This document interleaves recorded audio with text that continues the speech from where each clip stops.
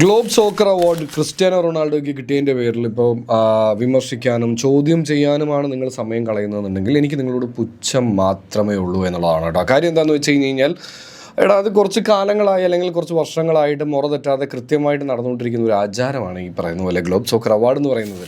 അതിൻ്റെ ക്രെഡിബിലിറ്റിയെ അതിന് റിഗ്ഡ് ആണോ റോബ്ഡ് ആണോ അല്ലെങ്കിൽ അതൊക്കെ സെറ്റിംഗ് ആണോ ഫിക്ഷണലാണോ അല്ലെങ്കിൽ ഇതിൻ്റെയൊക്കെ ക്രെഡിബിലിറ്റി എന്നൊക്കെ പറഞ്ഞ് നിങ്ങൾ സമയം കളയുന്നുണ്ടെങ്കിൽ നിങ്ങൾ വെറുതെ സമയം കളയുകയാണ് എന്നുള്ളത് മാത്രമാണ് കാര്യം.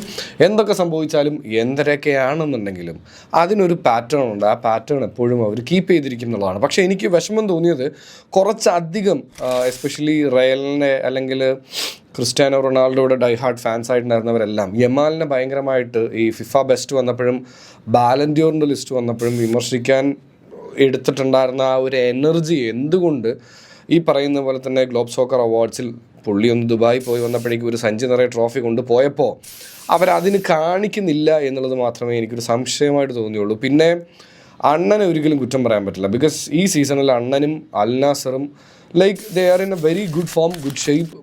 ഒരു തോൽവിയും അറിയാതെ അവരിങ്ങനെ ലീഗിൽ വന്നുകൊണ്ടിരിക്കുകയാണ്. ആൻഡ് എനിക്ക് തോന്നുന്നു ഈ സീസണിൽ അവർ കഷ്ടപ്പെടുന്നുണ്ട് ഒരു ട്രോഫി എങ്ങനെയെങ്കിലും അണ്ണൻ്റെ കൂടെ. കാരണം ഇത്ര നാളായിട്ട് എങ്ങനെയെങ്കിലും ട്രോഫി കിട്ടിയേ പറ്റുള്ളൂ.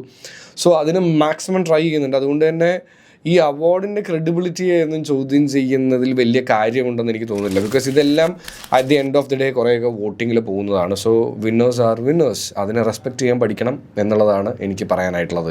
എന്താണ് നിങ്ങൾക്ക് തോന്നിയത്? ആൻഡ് നമ്മുടെ വീഡിയോസും കാര്യങ്ങളൊക്കെ ഇഷ്ടമാണെന്നുണ്ടെങ്കിൽ കൂടെ ഇൻസ്റ്റയിലാണെന്നുണ്ടെങ്കിൽ ഒന്ന് ഫോളോ ചെയ്യുക, യൂട്യൂബിലാണെന്നുണ്ടെങ്കിൽ ഒന്ന് സബ്സ്ക്രൈബ് ചെയ്യാമെന്ന് ഓർപ്പിച്ചുകൊണ്ട് ചിൽ കുപ്പിച്ചിൽ.